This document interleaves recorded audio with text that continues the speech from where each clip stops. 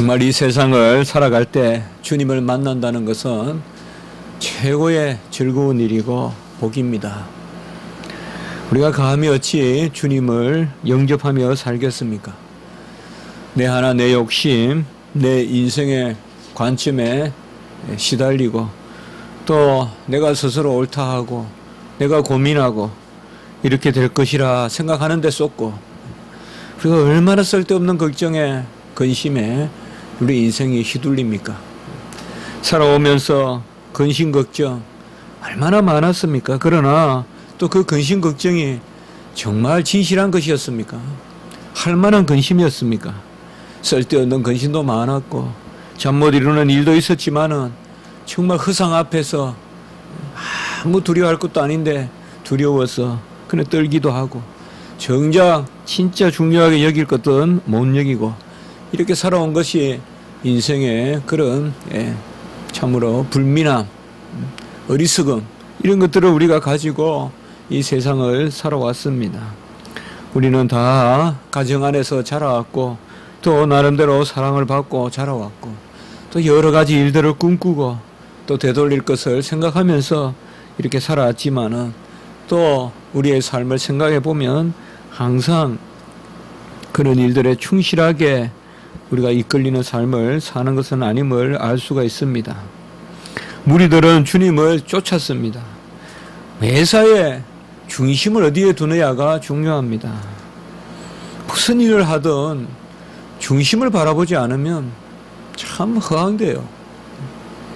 왜 이 일을 하는지, 어찌 이 일을 우리가 계획하고 있는지를 정확하게 바라봐야지. 공사장에 인부들이 모여서 일을 하는데 왜 합니까? 그 더운데 왜 철근을 나르고 합니까? 딱 한 가지거든요. 건물을 짓기 위해서거든요.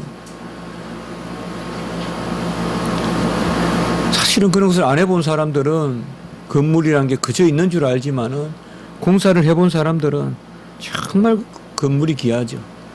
음식을 만들어 본 주부가 음식이 얼마나 정성들에 만들어지는 것인가라는 것을 알죠. 먹는 사람은 그저 그래 있는 것으로만 생각하죠. 건물을 지어본 사람은 건물을 알고 음식을 만들어 본 사람은 음식을 아는데 경험이 많다는 것은 어떻게 보면 중심을 안다는 거예요. 중심을 잘 아는. 그래서 선임자가 필요하고 지도자가 필요한 것입니다. 그 지도자들은 뭐냐 하면 여러 풍파가 있고 주변이 많지만은 중심에 충실한 사람이에요. 이런 풍파가 있어도 결국 가게 된다는 거죠. 많은 이야기가 있지만은 딱 키를 잡고 목적지를 향해 가는 무리들은 사실은 그런 중심이 흔들리는 사람들이에요. 왜 주님을 쫓는지를 망각하는, 어느 순간 그저 이렇게 사는 것이 좋습니다. 우리 서로 나누고 사는 것이 좋습니다.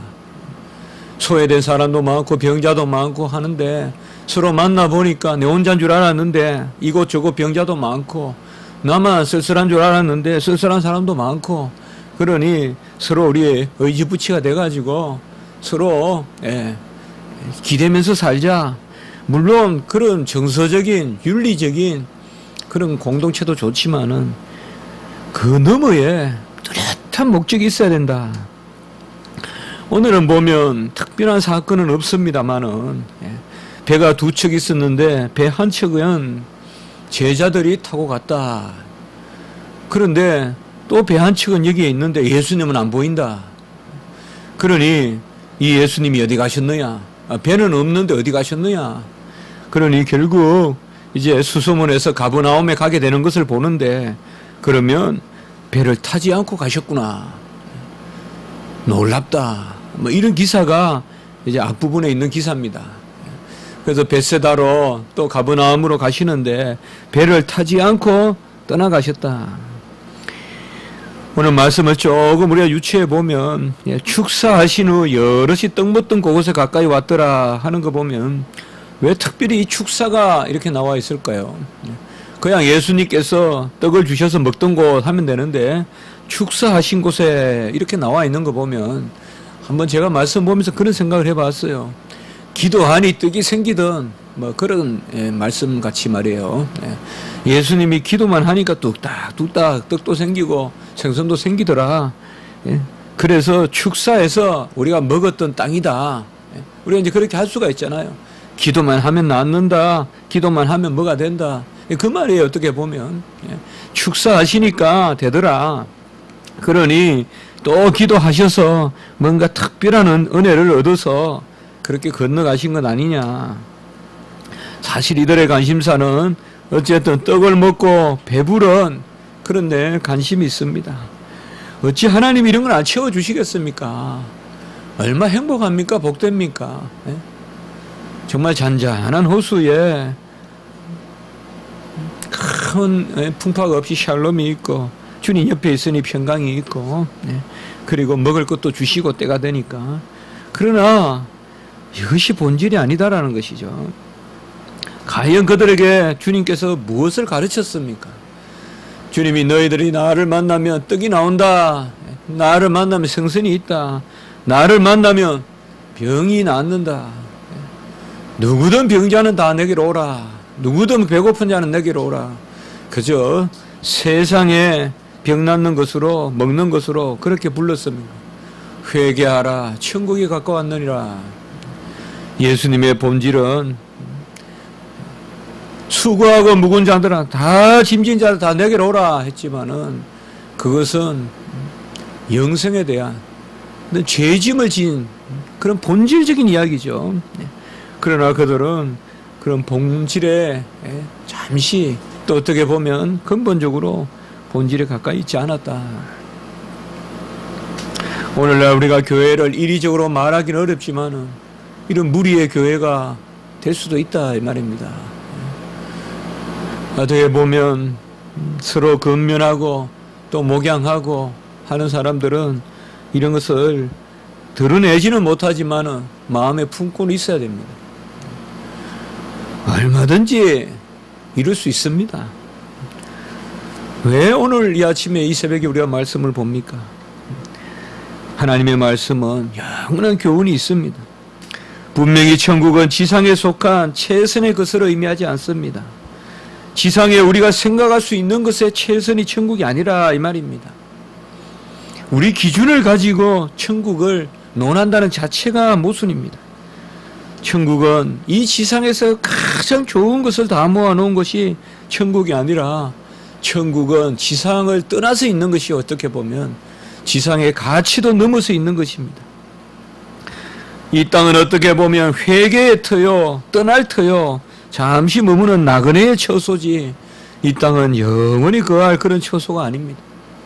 물론 하나님이 이 땅을 폐하지 않습니다. 우리 육체를 폐하지 않듯이.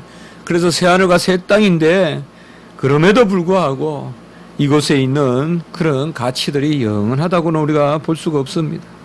천국은 영생의 나라며 영원한 나라며 오직 하나님의 자녀에게만 허락되는 복락의 터입니다. 어떻게 보면 이 천국의 복락을 미리 꿰뚫어 보고 본질을 우리가 생각해 본다면 이미 그 즐거움은 한량 없을 것입니다. 하나님이 이미 주신 것이 얼마나 크다는 것을 우리에게 보여주신 것입니다. 주님께서 분명 표적을 보이셨습니다. 오늘 말씀에 보면 우리가 조금 의아로운 것은 26절에 보면 너희가 나를 찾는 것은 표적을 본 까닭이 아니요. 우리가 표적을 쫓지 마라 하잖아요. 근데 여기는 보면 표적을 본 까닭이 아니요. 떡을 먹고 배부른 까닭이다. 그러면 또 표적을 보라는 말 아니에요. 이게 어폐가 있는 것이 아닙니다. 오늘 제가 제목을 그래서 표적을 표적으로 보라. 이 말은 표적을 정말 표적으로 여기면 그것은 합당한 것이죠. 표적을 쫓는다는 말은 표적이 아닌 것으로 여긴다는 말이에요. 표적은 뭐냐 하면 기적을 하나님의 아들이에요. 이 땅에 오신 예수님이 하나님의 아들이라고 여기는 표로서 기적을 받아들이는 게 표적이거든요. 그러니 주님께서 표적을 행한 것이 잘못된 것이 아니죠. 그 표적을 표적으로 여기지 않고 표적을 그저 기복적인 그런 것으로 여길 때 그것을 우리가 표적을 쫓는다고 하는 것이죠. 그러므로 주님이 표적을 행한 것은 마땅한 것이요, 주님의 전도법이요, 주님의 선교법입니다. 이 표적을 우리가 물리칠 필요가 없어요. 그러나 표적은 표적으로 우리가 여겨야 됩니다. 표적이 실체가 아니다 이 말이죠. 표적이 드러내는 것이 실체다 이 말. 우리가 성례를 말하면 떡과 잔이 그 자체가 실체가 아니죠. 그건 표징이죠. 예수 그리스도의 살과 피가 실체이죠. 이제 이후에 계속 다음 주부터는 이제 이런 성례적인 말씀이 나옵니다. 그런 입장에서 오늘 말씀을 우리가 서론적으로 좀 볼 수가 있다. 저는 그렇게 생각합니다. 어떤 이 표적을 표징으로 바로 여길 수는 없어요. 제정된 말씀이 없기 때문에. 그러나 분명한 것은 주님의 표적은 유익한 것이요, 유용한 것입니다. 그러나 그 표적을 따르면 돼. 주님이 없는, 주의 살과 피가 없는 떡과 잔만 따르면 안 된다 이 말이 하체설같이. 그저 사제가 축성하면 로마 가톨릭같이 사제가 축복기도 하면 물질이 변해서 그 물질을 쫓아다니는, 믿음이 없이 그냥 받아도 먹으면 공로가 있는 그런 게 아니다 이 말이죠. 분명히 기적인데 예수 그리스도를 실체로 담아야 그게 표적이고, 그렇게 표적을 쫓는 것은 너무나 합당하죠. 왜요? 주님이 우리에게 맞추셔서 알려주시려고 표적을 주신 것이기 때문에. 연약한 우리를 위로하시려고. 병자를 그냥 두고 내가 생명이다, 내가 영생이다 하면 안 믿으니까 병자를 고치면서 영생을 말씀하시겠죠.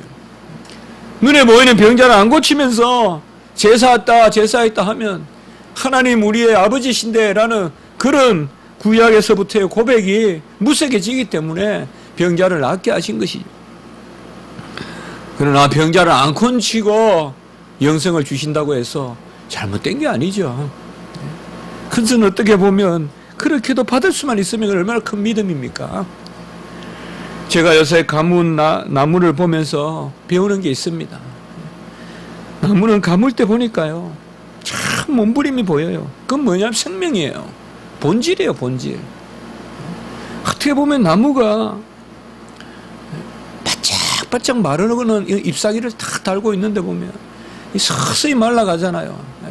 그리고 우면동에도 보니까 새로 이제 이사를 가서 나무를 그렇게 제가 심을 때 봤거든요. 땀을 흘리면서 애써서 나무를 심는데 바싹 말라 들어가는데 중간은 그래도 탁 살아있어요.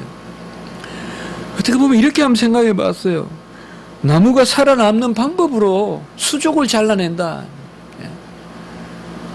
마지못해 마른다고 그렇게 생각해 볼 수 있지만은 나무가 살아남기 위하여 먼 잎사귀부터 스스로 말라가는 모습, 마치 그런 게 느껴졌어요. 마치 내 팔을 자르고 내 다리를 자르고 생명이 남아있는 그런 모습이죠. 물론 뭐 그렇게 우리가 말하는 상당히 좀 시화적인 표현 같지만은, 그러나 그런 마음이 들었어요. 본질을 지킨다는 거 있죠.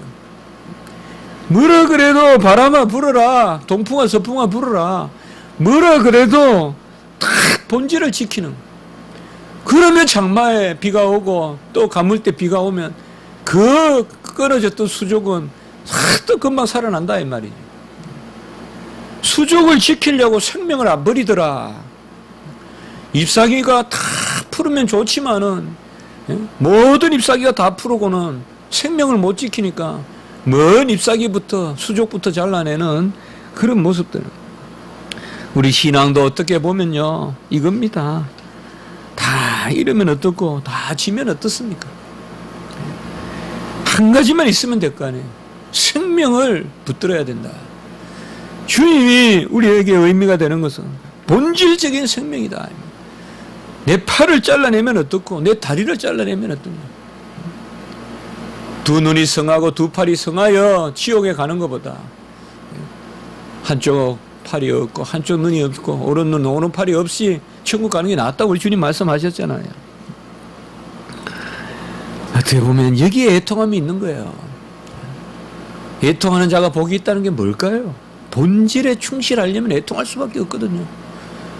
본질에 충실하려면 눈물밖에 안 나오죠.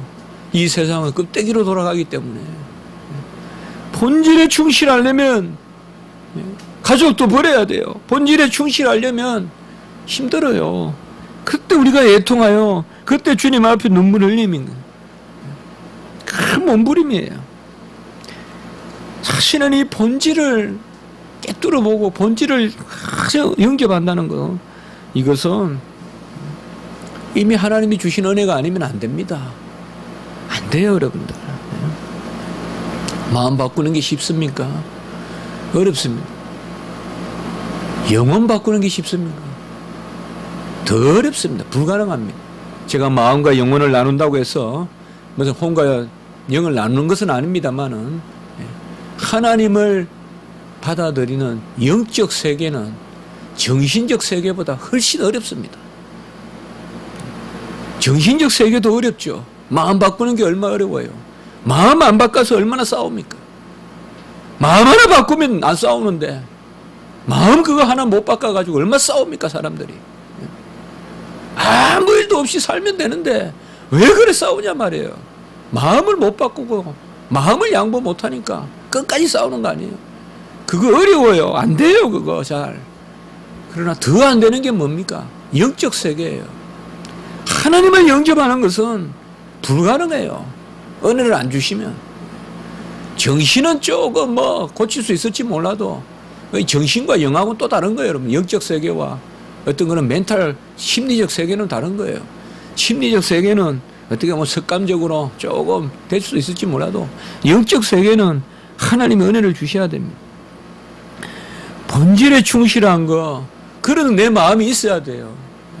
그걸 자랑할 필요 없어요. 내놓을 필요는 없어요. 그러나 심중히 잠잠히 내 옳다는 바로 기뻐해야 돼요. 그래, 다 뭐라 그래도 나는 이 가뭄에 나는 그래도 생명이 있지 않냐. 나는 생명으로 살아가지 않냐. 그 비가 오면 금방 잎사귀는 다시 열리고 나무는 무성하다. 어릴 때 제가 2번, 3번 본 영화가 있습니다. TV에서도 한 번 봤고, 고등학교 때 대구서 영화관에서도 한 번 봤던 게 정확한 제목인지 모르겠습니다. 영화 배우도 맞는지 모르겠습니다.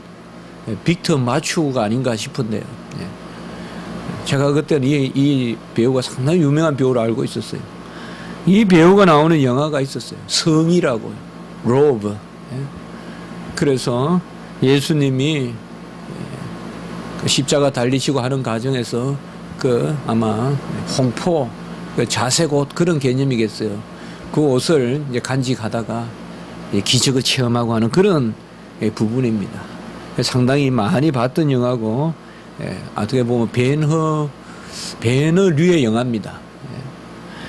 지금 생각해 보니까 그게 홍포에 무슨 권능이 있겠어요.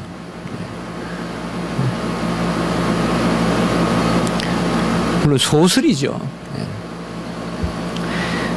많은 경우에 우리는 신학과 신앙의 세계는 본질을 봐야 되는데요.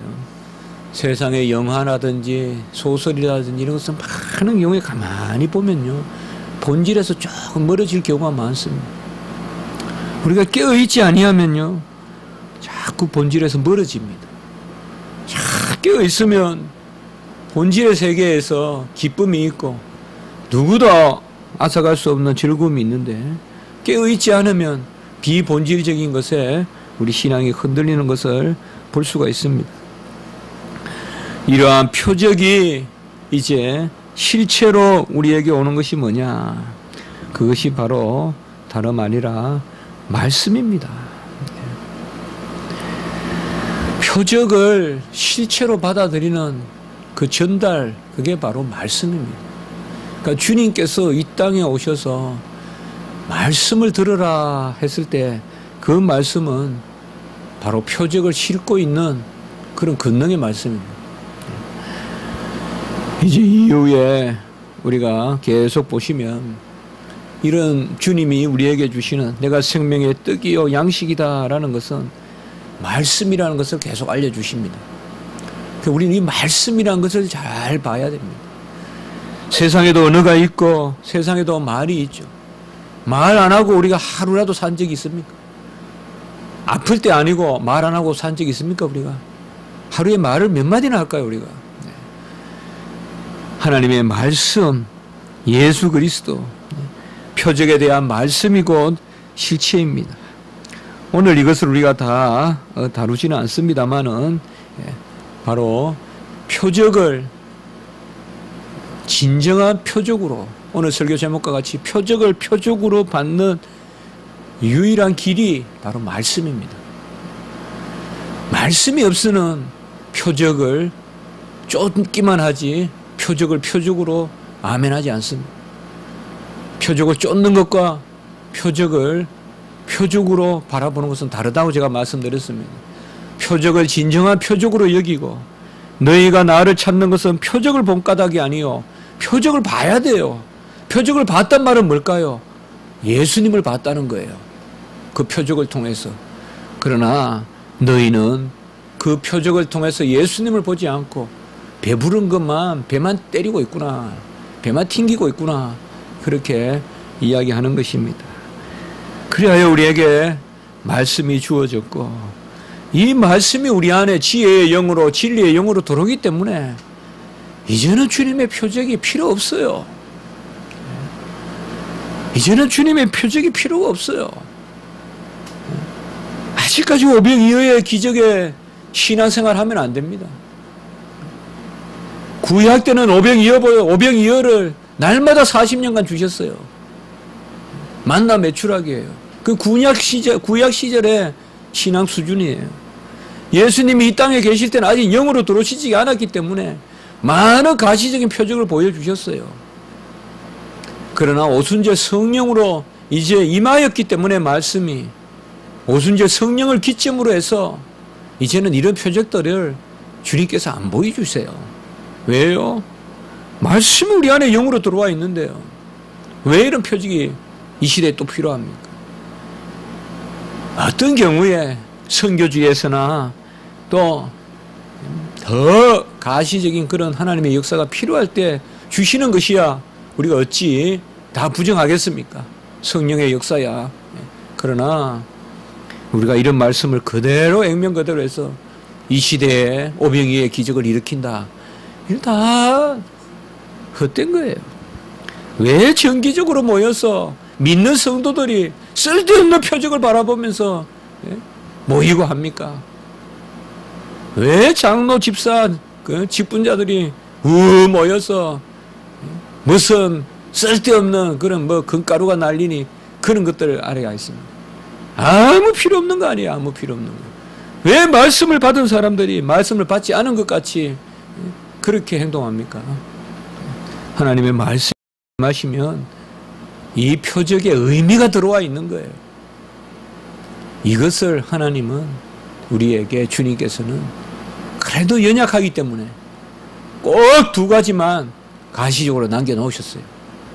처음 시작할 때는 세례요. 계속할 때는 성찬을 남겨놓으셨어요.